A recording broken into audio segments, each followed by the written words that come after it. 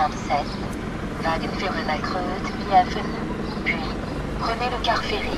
Partis de Lozère, 1600 et quelques kilomètres plus tard, nous arrivons à Puttgarden après avoir traversé la France et l'Allemagne du sud au nord. À bord du ferry, nous rejoignons le Danemark, puis la Suède par la route. Du Danemark à la Suède, un immense pont de 8 km, l'Øresundsbron, prononciation non garantie, relie les deux pays. Avec Juliette de chez TomTom, nous trouvons notre chemin, arrivant devant la porte des adresses que nous lui avons indiquées.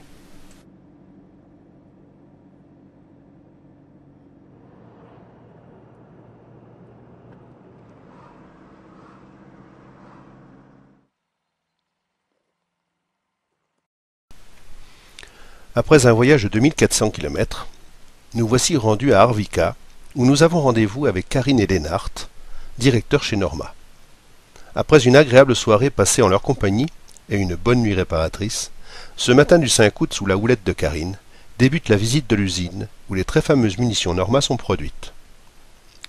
Notre hôtesse nous conduit dans un premier temps vers le showroom et vers une galerie de portraits photographiques où chaque personnage ayant activement participé au développement de Norma trône aux côtés d'Ivar Enger, d'origine norvégienne et fondateur de l'entreprise à la fin du XIXe siècle. Dans un français parfait, agrémenté d'un accent tout à fait charmant, Karine nous fait découvrir l'usine. Ici débute la production des douilles avec une rondelle découpée à l'emporte-pièce qui subira de nombreuses phases d'étirement avant de devenir une douille. Il en est de même avec la production des balles. La chemise en tombac est découpée dans un ruban de métal qui prend l'allure d'un élément décoratif après l'opération. Le point fort d'une industrie consiste en un contrôle de qualité permanent. À chaque stade de leur fabrication, les douilles sont scrutées au microscope électronique pour détecter toute anomalie du métal.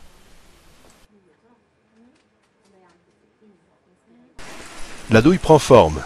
Elle est à nouveau contrôlée pour ses dimensions et subit à nouveau un étirement.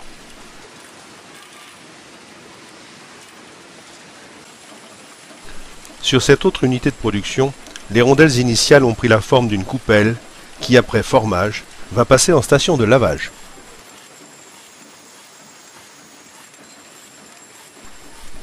Les opérations automatiques, ponctuées d'inspections méticuleuses, vont se poursuivre durant toute la métamorphose de cette rondelle de laiton en une douille parfaite. Voyons en image les différents stades de cette métamorphose. Dans un premier temps, la rondelle est emboutie pour être transformée en une sorte de coupelle. Cette coupelle voit ses formes évoluer vers un tube qui fait penser à un tube à essai. Un autre passage allonge ce tube avec refoulement du métal, créant l'ébauche du culot de la future douille.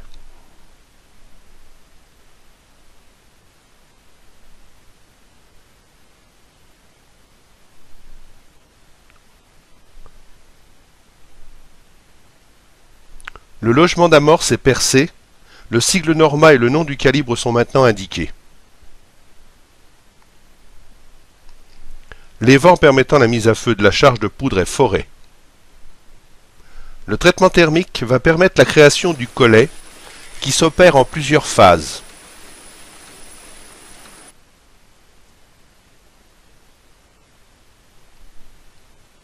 Enfin, la gorge permettant l'extraction de la douille est fraisée. Nous avons atteint le stade où la douille est parfaite, prête à être chargée.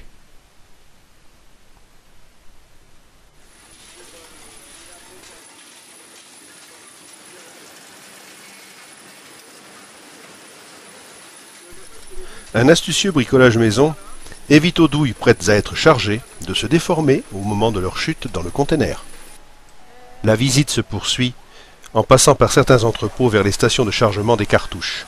Nous ne pourrons filmer la fabrication des balles Oryx qui reste très confidentielle. On comprendra vite pourquoi dans quelques instants. C'est ça, il peut être interverti. Parce que ça, ce sont des canons d'épreuve. This conformer and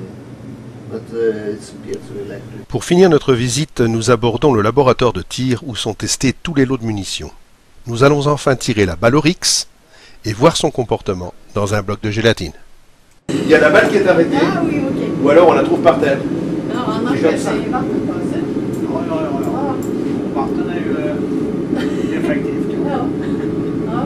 même très conséquent. Puisqu'on a plus qu'un doublement du calibre. Parce que quand on regarde le calibre, il est là, on a pratiquement un triplement du calibre. Et surtout, on n'a pas la perte du plomb. Donc c'est ça le procédé secret normal, c'est qu'on n'a pas la perte du plomb. La visite est finie. Mais un chasseur m'ayant confié une cartouche Norma 300 Winchester Magnum qui n'a pas fonctionné dans son arme, prétendant qu'elle était défectueuse, je l'ai ramenée à l'usine où elle a été contrôlée de la manière la plus stricte.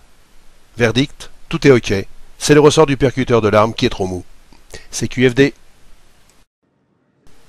Avant de quitter l'usine, Karine nous fait visiter l'armurerie où sont entreposées des armes de toutes sortes ayant été utilisées pour tirer des munitions Norma lors de certains tests. Nous venons de prendre congé de nos hôtes dont la compagnie a été particulièrement attachante et roulons maintenant vers le sud de la Suède où d'autres rendez-vous nous attendent.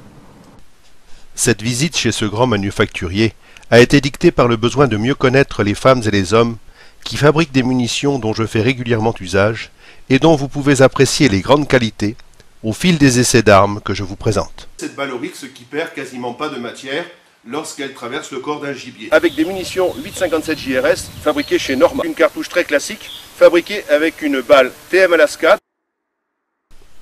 La Suède ne se résume cependant pas à une manufacture de munitions.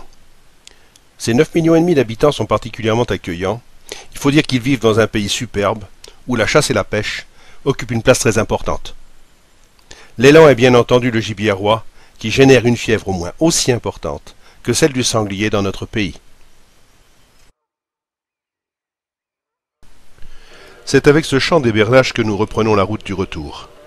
Depuis, j'ai eu la possibilité de tester les balles Oryx en 270 Winchester Short Magnum sur le terrain de la chasse, où j'ai pu visualiser des résultats très intéressants. Il faut dire que je ne m'attendais pas à moins. Norma charge de nombreuses autres balles de sa fabrication, mais également en provenance d'autres fournisseurs. La qualité est toujours là. À noter que les douilles Norma sont très prisées des rechargeurs pour leur longévité.